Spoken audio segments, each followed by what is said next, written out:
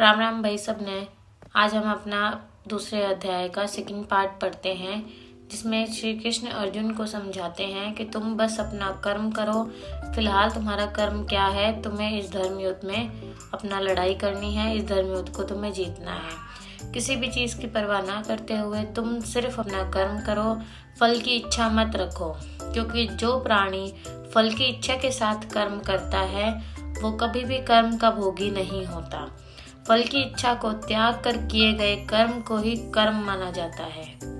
तुमको केवल अपना कर्म करना चाहिए, फल तुम्हारे अधिकार में नहीं है, फल देने वाले ऊपर बैठा है। तुम सिर्फ अपने कर्म पे फोकस करो। तुम्हारी अनेक श्रुति स्मृतियाँ, तुम्हारी जो भावनाएं हैं, इन सब से तुम भ्रमित हो रहे हो। तुम्हारी जो मनोवैज्ञानिक भावनाएं हैं, जो तुम्हारे मन में ये है कि ये मेरे अपने हैं, इनसे मैं कैसे युद्ध करूं, इन्हीं वजह से तुम अपने लक्ष्य से भ्रमित हो रहे हो।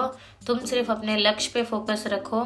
तुम्हारा जो कर्म है, तुम सिर्फ अपना कर्म करो और सब कुछ छोड़ दो, सब कुछ त्याग दो।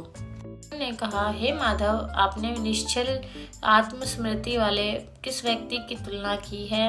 वो व्यक्ति कौन है? कृष्ण बोले, जो महापुरुष मन की सब कामनाओं को त्याग देता है और अपने आप में ही प्रसन्न रहता है, उसको निश्चल बुद्धि वाला व्यक्ति कहते हैं। दुख में किसके मन को खेद नहीं होता और सुख में किसको आकर्षित नहीं होती। वो प्रीति भय क्रोध जिसके जाते रहते हैं, वह महात्मा स्थिर बुद्धि वाला मुनि कहलाता है। जो शुभ पदार्थ प्राप्त होने से हर्ष नहीं करता, अशुभ से प्रसन्न नहीं होता, उसी को स्थिर बुद्धि वाला व्यक्ति कहते हैं। तात्पर्य है कि श्री कृष्ण ये कहना चाहते हैं कि जो व्यक्ति सुख में ज्यादा खुश नहीं होता कि भाई एकदम खुशी से पागल ही हो जाए, और दुख में एकदम पागल नहीं होता कि मेरे पे दुख पड़ गया है, जो अपने सुख में दुख में हर सिचुएशन में हर प्रॉब्लम में स्थिर रहता है, हर चीज को सोचता है कि भाई ये बस जो हो रहा है ये सब पर व्यक्ति अपनी भावनाओं पर नियंत्रण रखता है, उसी को स्थिर बुद्धि वाला व्यक्ति माना जाता है। जिस प्रकार कछुआ अपनी अंगों को सिकोड़ लेता है, उसी प्रकार जो मनुष्य अपनी इंद्रियों को सिकोड़ लेता है, उसी को स्थिर बुद्धि वाला व्यक्ति माना जाता है।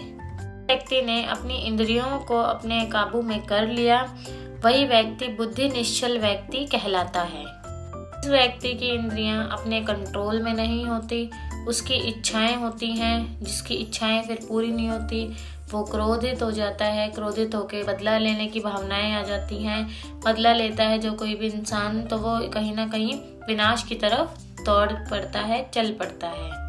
व्यक्ति कोई भी इच्छा नहीं रखता, स्पेशली वैसी इच्छाएं जो भाई पूर्ण नहीं की जा सकती, वह व्यक्ति हमेशा अपना जीवन सुख में बिताता है, हमेशा अपनी जिंदगी में शांति को पाता है।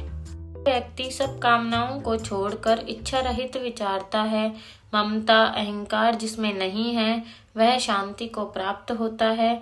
हे पार्थ, ब्रह्मा स्थित यही है। ऐसी स्थिति मिल जाने पर प्राणी फिर मोह में नहीं फंसता और अंत समय में निवारण ब्रह्मा को प्राप्त होता है।